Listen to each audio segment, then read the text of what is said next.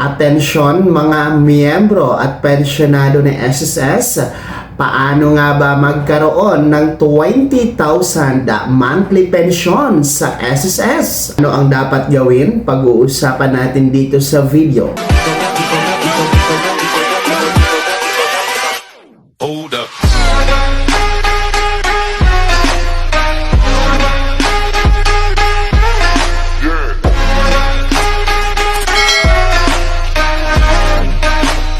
Hello mga ka-vlogs! Welcome dito sa aking YouTube channel. Magandang araw po sa lahat ng mga manonood. Saan po kayong dako sa mundo? Kumusta mga ka-vlogs? Eto ha mga miyembro at pensyonado ni SSS, paano nga ba magkaroon ng 20,000 pesos monthly pension sa SSS? Ano po ba ang dapat gagawin? Mamaya-maya pag-uusapan natin.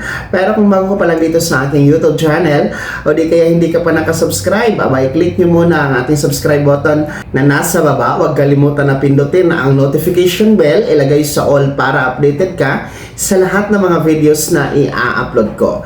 So ito na nga po, makinig lahat ng mga miyembro, mga gusto magpamiyembro at mga pensyonado na SSS.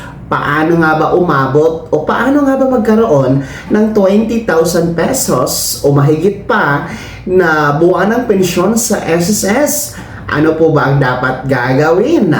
Well, para po sa ating mga ka-vlogs, no? Mga miyembro, pensyonado ng SSS at sa mga nais pang magpamiyembro, iba-iba po kasi no ang pension amount o halaga ng matatanggap na pensyon buwan-buwan natin, no?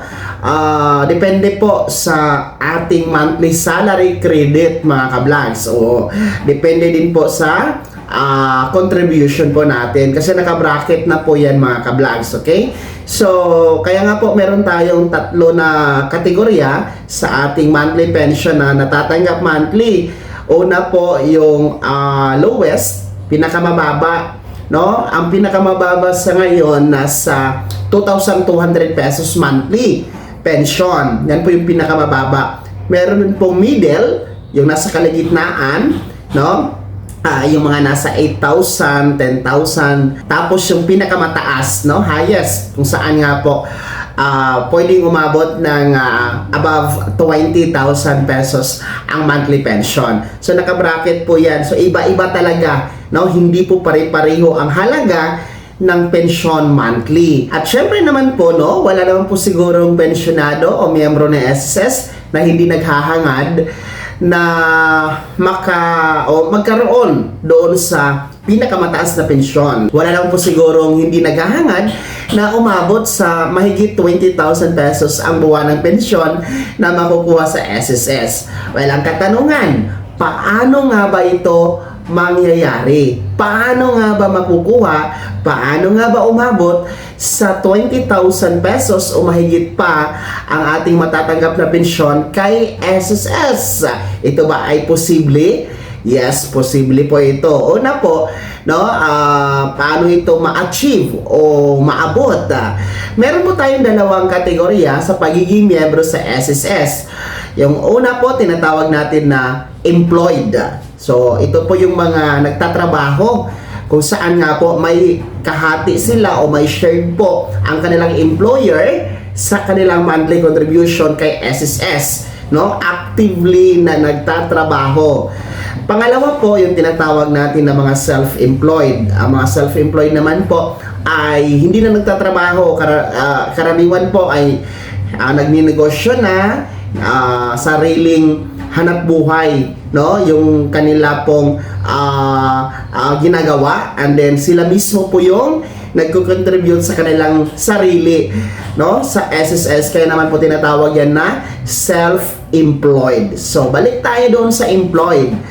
Para po sa mga employed, no? Para sa mga nagtatrabaho sa kasalukuyan, no? Kung gusto nyo po na umabot o magkaroon ng 20,000 o mahigit pa na monthly pension kapag kayo ay nag-retired, no? Ang monthly salary credit po niyan, no, ay nasa 20,000 pesos dapat, no? And then ang inyo pong monthly contribution kay SSS is nasa 3,200 pesos. So, ulitin ko, 3,200 pesos ang monthly contribution dapat kay SSS. Pero, since nga po employed kayo, may sharing po si employer. No? Under sa batas po natin, talagang hindi pwede suluhin ni employed or ni employee. Kailangan po may share kay employer. And of course, malaki po ang sharing ni employer kaysa sa inyo. So sa 3,200 pesos po, ang sharing po ninyo ng mga employed ay 800 pesos. So 800 pesos. So ibig sabihin, ang natitirang 2,400 pesos ay kay employer po yun, no? Sharing po yun ni employer. So, ganun po yun, ha? Para sa ating mga employed, kailangan po 3,200 pesos monthly contribution. Then, ang shared po ni employee is 800. Tapos, si employer ay 2,400 pesos. Pangalawa po, dito tayo sa mga self-employed. Since wala po tayong employer, hindi tayo nagtatrabaho, walang nagpapasahod sa atin, talagang sulong-sulo natin yung 3,200 pesos mga ka-vlogs, no? So, sulong-sulo po yung 3,200, i-deduct lang po yung easy, no? Na worth 30 pesos. So, magiging 3,100 something na lang po yan, no? 1,170 monthly na lang po ang contribution. So, talagang wala tayong magagawa, self-employed, dahil wala naman po tayong employer. Kaya naman, sulong-sulo natin na babayaran dapat yung 3,170 pesos. So, yan po ang mga paraan para mangyayari po yung sinasabi nating 20,000 pesos or 21,000 pesos na pension monthly kay SSS. And nakabracket na din po yan. Actually, matche-check po natin yan sa ating my.sss account. Doon sa SSS Calculator Computation po, no? Punta lang kayo sa inyong my.sss account, ha? Then, punta kayo doon sa SSS Pension Calculator Computation. Kasi, iba-iba kasi din po yung retirement age natin. Pwede tayong mag-retire ng 60 years old. Pwede din po 65 years old. So, mandatory po yung 65 years old.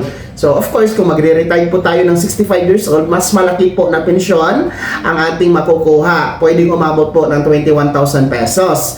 Pero, of course, kung 60 years old, nasa 19,000 or 20,000 lang po ang ating makukuha, ha?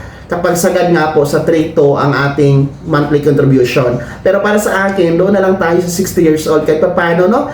Maaga nating matitikman ang pensyon. Kasi hindi natin alam, baka hindi tayo aabot sa 65 years old. Naku po, machuchugi tayo.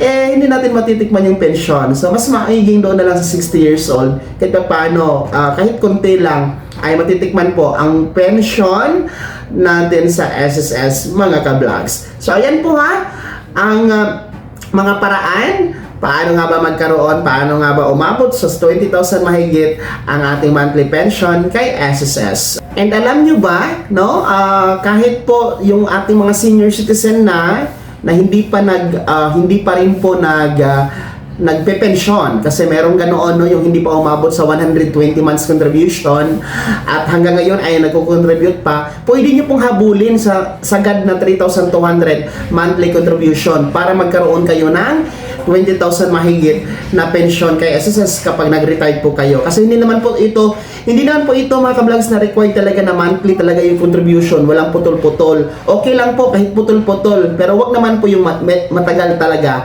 no? Okay lang po putol-putol basta sagad na 3,200 pesos ang inyong i-contribute sa SSS para magkaroon ng mataas na pensyon.